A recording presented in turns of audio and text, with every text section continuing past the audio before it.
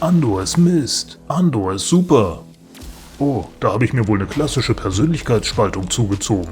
Na dann gibt's heute einfach für das Staffel 2 Finale von Andor 2 Reviews aus 2 sehr unterschiedlichen Sichtweisen. Das ist mein Transportschiff, der Mariah Carrier. Und ich bin Bluey, ein verdammtes blaues Alien. Wenn ich nicht krasse Abenteuer erlebe, sehe ich Streaming des Planeten RD und mache Reviews darüber. Echter Nerd-Scheiß. Heute geht's um das Andor Staffel 2 Finale. Gleichzeitig ist das auch das Serienfinale. Los geht's und deshalb Spoilerwarnung. Ich war ja ein paar Tage mit was anderem als YouTube beschäftigt. Ihr werdet Augen machen, wenn ihr seht, um was es geht. Alien-Invasion. Andor Staffel 2 spaltet nicht nur die Fangemeinde, sondern auch meine Persönlichkeit. In den positiven Kuschel-Bluey, der euch gleich erzählt, wie großartig Andor Staffel 2 ist. Und in den fiesen Drecksack-Bluey, der mir die ganze Zeit mein Popcorn wegfuttert und Andors zweite Staffel nicht so toll findet. Nett wie ich bin, lasse ich ihn zuerst dran. Und wenn ihr keine Lust habt, euch von diesem unsympathischen Bartvorleger die Serie versauen zu lassen, springt einfach zum nächsten Kapitel, wenn ich wieder am Start bin und euch erzähle, wie super Andor ist. Super? Von wegen. Andor ist Mist. Okay, alle anderen Reviewer scheinen sich recht einig darin zu sein, dass Andor Staffel 2 das beste Star Wars dieser Generation ist. Und wenn man das so sagt, dann stimmt's natürlich auch. Ich meine, wer würde Andor schon den Rang ablaufen? The Acolyte? Die Obi-Wan Kenobi Show? Die Hauptstoryline der zweiten Staffel von Andor lässt sich wie folgt zusammenfassen. Das Imperium will die Bodenschätze des Planeten Gorman. Also dezimieren sie die Bevölkerung, was die anderen Planeten entsprechend verwerflich finden, weshalb sie sich letztendlich der Rebellion anschließen. Warum macht das Imperium das? Weil sie noch ein paar Zutaten für den Todesstern benötigen. Das wäre als Storyline natürlich etwas dürftig für eine 12-teilige Serie, also hat man in Andor um diesen simplen Kern herum eine dichte Hülle aus detaillierten Nonsens geschaffen. Also so ähnlich wie man das bei den Prequels schon gemacht hat, mit den Handelskonflikten und den langweiligen Senatssitzungen.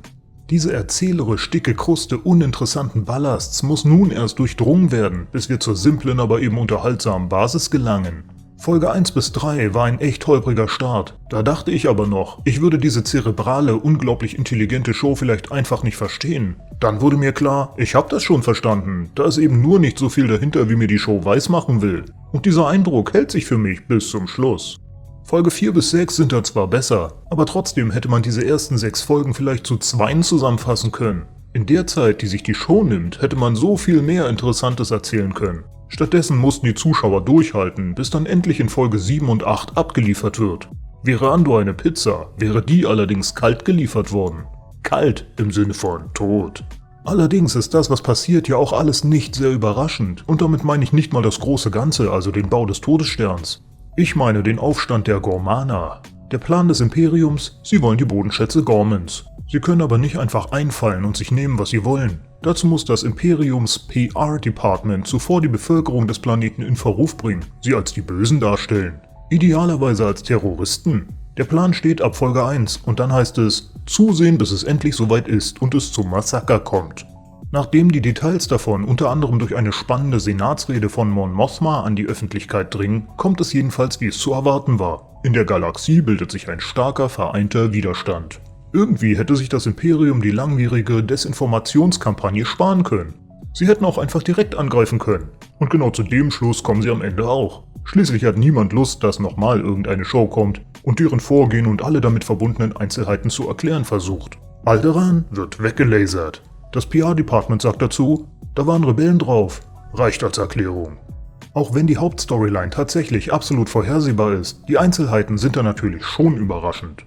Als Syril erschossen wird, war mein erster Gedanke allerdings, oh Gott, ein Glück. Ich hätte nicht sehen wollen, wie er die Seite wechselt und zu den Rebellen stößt. Er, der unwissende Mitläufer, ließ sich wie Dedra vom Imperium täuschen. Nie wäre ihm, nach dem, was er selbst auf Ferrix erlebt hat, in den Sinn gekommen, dass das Imperium eigentlich böse ist? Er schaut in dieses Gesicht und meint, das Imperium sind die Guten? Ernsthaft, er hat doch mitbekommen, dass das Imperium auf dem friedlichen Planeten ein Waffenlager baut. Aber das ist keine Aggression, kein Angriff für ihn? Ist das nicht so ein bisschen, als würde man versuchen, böse Terroristen hervorzulocken, indem man mit dem Gewehr im Anschlag an alle Haustüren klopft? Immerhin darf sich unser Held Andor noch von Muttersöhnchen Syril verprügeln lassen, bevor ihn ein unbeteiligter Dritter von der Seite erschießt. Tja, das war's mit Syril. War da keine bessere Story drin? 5 Minuten später gelangt unser Held Andor noch an seinen Kampfdruidenbegleiter K2SO.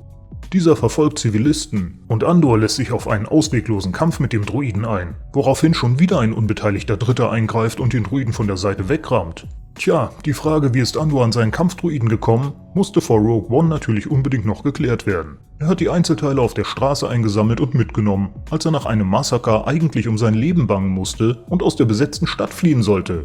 So viel Zeit muss sein. Wer weiß schon, ob die Druidenschrottpreise nicht jetzt durch die Decke schießen. Vielleicht gibt das Ding ja auch einen guten Kleiderständer ab, wenn er sich wider Erwarten nicht reparieren oder umprogrammieren lässt. Angesichts so viel sinnloser Gewalt kann unser Held Andor dann nur weinen. Wie unpassend. Wut auf das Imperium. Wut aufgrund der Machtlosigkeit, die er da spüren musste. Wären da vielleicht naheliegendere Gefühle gewesen. Aber hey, es ist schon mutig, unseren Helden Andor zum 3. Mal in Folge schwach und verletzlich zu zeigen. Es gibt ja noch eine Frage, die vor Rogue One dringend geklärt werden musste. Wieso hat dieser unglaublich gut aussehende Held der Rebellion eigentlich keine Freundin am Start des Films? In Folge 9 kommt die überraschende, aber auch bescheuerte Antwort. Bix verlässt ihn einfach, weil sie durch ihre Erlebnisse gebrochen wurde und schwach geworden ist. Sie will Cassian Andor in seinem Kampf nicht im Weg stehen, denn sie glaubt, dass er zu etwas Großem beitragen wird. Als er ihr offenbart, dass er für sie alles hinter sich lassen will, verlässt sie ihn. Liebe muss wahrhaft etwas Großartiges sein, wenn man sich auf seinen Partner verlassen kann, immer füreinander da ist. Andor weiß nun, dass er auf Bix zählen kann, wo immer sie nun sein mag. Toller Zug von Bix, ich bin sicher, sie bekommt noch ihre eigene Serie. Ganz am Ende, also wirklich, ganz am Ende sehen wir Bix noch einmal. Sie hat sich entschieden, Andor sein Kind vorzuenthalten und zieht es nun allein auf dem Kornfeldplaneten auf. Mit einer Zeile Dialog wird dann aber nochmal alles anders dargestellt. Ist Andor jetzt derjenige, der sich nicht mehr bei Bix meldet? Immerhin dürfen wir über Andors ersten Roboter noch erfahren, dass es ihm gut geht. Und wie sicher es da auf dem Kornfeldplaneten wirklich ist, das haben wir ja in den ersten 3 Folgen ausgiebig gesehen. Okay, die Vorhersehbarkeit ist eigentlich auch nur der zweitgrößte Vorwurf an die Serie. Der erste wäre, dass ich mit keinem der Figuren in der ganzen Zeit mitfühlen kann. Nicht einer dieser Charaktere ist mir wirklich wichtig geworden oder ans Herz gewachsen. Und deshalb könnte da auch passieren, was immer ihnen da gerade einfällt. Es hätte für mich einfach keinen Punch. Die zweifelsohne interessante, aber sehr stilisierte Cinematografie ist da meiner Meinung nach Mitschuld. Wenn uns das Framing sagen möchte, dieser Charakter ist gerade verletzlich oder fühlt sich allein, dann passiert das allenfalls auf einer unterbewussten Ebene. Ein Reviewer, ein Cineast, der wird das bemerken. Aber dem normalen Zuschauer wird es so schwerer gemacht, sich in die Figuren hineinzuversetzen. Der Blick wird nicht gelenkt, er wird abgelenkt. Cyril ist tot? Okay. Bix verdrückt sich? Okay. Mon Mothma muss ihre Position aufgeben, ihren Mann, den sie nicht liebt und ihre ausgezogene, beim Sohn eines Syndikatschefs lebende Tochter verlassen? Okay. Was wird aus Dedra? Landet im Knast, weil sie unabsichtlich dafür verantwortlich ist, dass die Rebellen vom Todesstern erfahren. Ihr Chef wählt den einfacheren Ausweg für sein komplettes Versagen und ballert sich selbst die Rübe weg. Offscreen natürlich. Wieso ist Saw Gerrera eigentlich verrückt und krank? Er schnüffelt gern Treibstoff. Und eine super spannende Storyline wollen wir natürlich nicht vergessen. Was ist mit Andors Schwester, die er ja am Start von Staffel 1 sucht? Ach so, doch, das sollen wir vergessen. Na dann, spielt keine Rolle. Aber ehrlich, ich dachte am Ende, Lucens Assistentin sollte Andors Schwester sein. Aber dem ist wohl nicht so. Durch den Aufbau mit den Rückblenden und den sich ähnelnden Kindern habe ich das wohl einfach nicht so genau mitbekommen. Und apropos Luthen, als er von Dedra konfrontiert wird, dachte ich noch, er versucht wenigstens zu fliehen. Sein Schiff ist immerhin gleich um die Ecke hinter einer Geheimtür geparkt. Er zeigt Dedra aber lieber einen antiken Dolch. Doch statt ihn gegen diese Frau einzusetzen, begeht er damit Selbstmord. Doch kein krasser Typ. Einfach ein alter weißer Mann, der im Hintergrund die Fäden zieht und von seiner Quasi-Tochter von seinem Leiden erlöst werden muss, um bei einem eventuellen Verhör nicht alles, was er weiß, auszuplaudern. Tja, das war's mit, Luthen. War da keine bessere Story drin? Die Serie tut an einigen Stellen so, als kommt es gleich zum Höhepunkt, der uns dann aber irgendwie immer verweigert wird. Das Finale ist dann eigentlich auch kein echter Höhepunkt. Der Film Rogue One ist der eigentliche Serienabschluss. Ist Cassian Andor am Ende ein echter Held der Rebellen? Ist seine Geschichte wirklich gut genug für 2 Staffeln und 24 Folgen? Anscheinend gibt es wirklich nur wenige echte strahlende Helden unter den Rebellen. Und so wird mir vor allem wieder eins klar: Warum da erst ein Farmjunge ohne wirkliche Erfahrung kommen musste, um dem Imperium wirklich etwas entgegenzusetzen. Im Kern geht es bei Andor um zu wenig, als dass der unnütze Ballast mich lang genug unterhalten würde. Bis die zum Großteil langweiligen Folgen durchgestanden sind und wir zum durchaus spannenden und interessanten Teil vordringen. Andor ist für mich deshalb kein grandioses Krieg der Sterne. Das ist ein Geplänkel der Sternchen. Was für ein Quatsch! Andor ist super! Das ist ein Star Wars, was gefeiert werden sollte. Kein dummes Bombastspektakel. Die Schönheit liegt in den Details. Und diese feiert Andor ausgiebig. Das Finale führt absolut organisch zum Anfang des Films Rogue One, der damit als das eigentliche Finale der Serie fungiert. Das ist schon sehr geschickt, aber gut, man könnte das auch etwas selbstverliebt finden. Trotzdem ist die Serie ein Fest für Filmfans, nicht nur für Star Wars-Fans. Es gibt so viele Details zu entdecken, die eine tiefere Bedeutung haben. Die Cinematografie, der Bildaufbau, das Framing der Figuren, die Lichtsetzung. Andor feuert auf jeder Ebene. Man betrachte nur allein die aufwendigen und wirklich teuer aussehenden Sets, die fantastischen realen Drehorte, die dazu noch mit aktuellen Techniken wie The Volume und CGI miteinander zu einem stimmigen Gesamtbild kombiniert werden. Im Design der Sets sind überall Referenzen an die ursprüngliche Trilogie eingebaut. Das ermöglicht, die Star Wars-Welten so zu sehen, wie George Lucas sich das vorgestellt hat. Wir sehen Orte der alten Republik und wie sie sich unter dem Imperium verändern. So wird eine Brücke geschlagen zwischen den Prequels und den Original-Star Wars-Filmen. Für die Rebellen und Zivilisten ist die Galaxie schon sehr nah an dem, was wir von den alten Star Wars-Filmen kennen. Alles ist realistisch dreckig und heruntergewirtschaftet. Das Imperium, dem alle Mittel zur Verfügung stehen, ist dagegen modern, sauber, fast steril.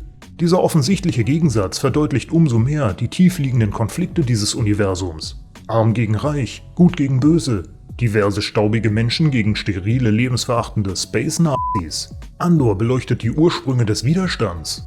Der Charakter Cassian Andor ist zwar der Protagonist, aber er führt uns mehr durch die Geschehnisse, hält das Ganze zusammen. Es geht weniger um ihn als Person, auch wenn sich das in den letzten Folgen noch etwas ändert und er auch als Charakter im Mittelpunkt steht. Irgendwie ist es eine Heldenreise mit einem zurückhaltenden Mann, der nicht gerne im Mittelpunkt steht. Ein trauriger Held, der für die Rebellion einfach alles gibt. Mit ihnen stehen aber gleichrangig auch andere Charaktere im Mittelpunkt. Zum Beispiel Luthen, der zweifelsohne wohlhabende Antiquitätenhändler. Er kämpft als Axis im Hintergrund für den Aufbau der Rebellen, mit finanzieller und dann moralischer Unterstützung von Mon Mothma, die ihrerseits ebenfalls zwischen den Welten hin und her gerissen ist. Letztendlich weiß sie, wo ihr wahrer Platz ist. Um an der Spitze der Rebellion zu stehen und das Richtige zu tun, opfert auch sie letztendlich alles. Luthen oder Axis opfert noch viel mehr. Für seine Ziele gibt er sein Leben. Kyle Soller als Cyril ist ein großartiger Schauspieler. Die Figur des Cyril mag nicht unbedingt die überraschendste Charakterentwicklung durchlaufen, aber selten fällt mir ein Schauspieler so für sein gutes Schauspiel auf. Cyril ist ein seltsamer Typ, ein Sonderling, in jedem Fall glaubhaft gespielt. Der Schauspieler spielt in Bodies, einer Netflix-Miniserie, die ich auch schon mal angerissen habe und sehr empfehlenswert finde, den bärtigen Detective Dillinghad. Kaum zu glauben, weiter auseinander als Dillinghad und Cyril könnten zwei Charaktere kaum liegen. Selbstverständlich machen auch die anderen Schauspieler ihren Job sehr gut. Selten waren Offiziere des Imperiums gruseliger und widerwärtiger. Der Dramiro löste bei mir tatsächlich eine starke körperliche Abwehrreaktion aus. Irgendwo tief unter ihrer Imperiumsfassade verborgen, findet sich möglicherweise noch ein letzter Funke Menschlichkeit. In der Hierarchie über ihr ist dieser Funke nicht mehr zu finden. Je höher man die Imperiums-Erfolgsleiter hinaufklettert, umso unmenschlicher ist man auch. Der Imperator versteht dieses Prinzip wohl am besten. Die Rebellen auf der anderen Seite machen in dieser Serie immer einen unterdrückten, verzweifelten Eindruck. Diese Anspannung wird extrem gut transportiert. Es ist ein Leben in permanenter Angst und Gefahr. Cassian Andors ständiger, paranoider Blick über seine Schulter spricht Bände. Und wie so oft ist ein Droid wieder der heimliche Star. K2SO ist einfach nur super. Alan Tudyk hat's drauf. Aber genauso die Animatoren, die dieses Wesen so mit Leben erfüllen. Seien wir ehrlich, in ihm steckt dreimal mehr Persönlichkeit als in Andor. Ja, es mag in der Show letztendlich um einen isolierten Konflikt gehen, doch das hier ist ein Prequel zu einem Sequel, welches nach den Prequels spielt. Der wahre Krieg der Sterne kommt noch. Hier geht es um die Ursprünge der Rebellion. Wir sehen zum einen, wie das böse Imperium so viel Unterstützung in der Bevölkerung finden konnte und wie letztendlich die Stimmung kippt und sich der Widerstand formiert. Würde man diesen Entwicklungen nicht genügend Zeit einräumen, würde es seine Wirkung verfehlen. Das Tempo der Erzählweise ist langsam. Für eine Spionageserie wie Andor ist das aber der richtige Ansatz gewesen. Zwischenzeitlich konnte man bei den diversen Star Wars Projekten ja auch das Gefühl bekommen, dass ein Leben unter dem Imperium eigentlich das Beste für die Galaxie war. Auch in der realen Welt wünschen sich ja einige von euch Menschen längst die starke Führungsperson zurück. Aber Andor führt uns vor Augen, was das eigentlich für die Menschen heißt. Tja, wir werden sehen, ob Andor am Ende ein Erfolg ist. Mich würde es nicht wundern, wenn die Serie als zu teuer und damit unlukrativ angesehen wird. Zu speziell, als dass es große Zuschauerzahlen anziehen könnte. Dann allerdings würden sich kommende Serien vermutlich kein Beispiel an Andor nehmen, was die erwachsene Erzählweise von Andor angeht. Und das ist für uns Zuschauer mehr als bedauerlich. Denn dass man von Andor als Zuschauer wieder ernst genommen wird, war wohl die größte Errungenschaft dieser Show. Tja, abschließend muss man einfach sagen, Andor ist Mist, Andor ist super. Was meint ihr? Es folgt der obligatorische Hinweis auf gängige Wertschätzungsrituale wie Abonnieren des Kanals und Liken dieses Videos, mit denen ihr euch im Falle einer eventuellen, aber unwahrscheinlichen Alien-Invasion massiv Bonuspunkte bei besagten Alien sichern könntet. Eine finanzielle Unterstützung mittels Super Thanks oder PayPal möchte ich an dieser Stelle nicht als Bestechungsentgelt missverstanden wissen.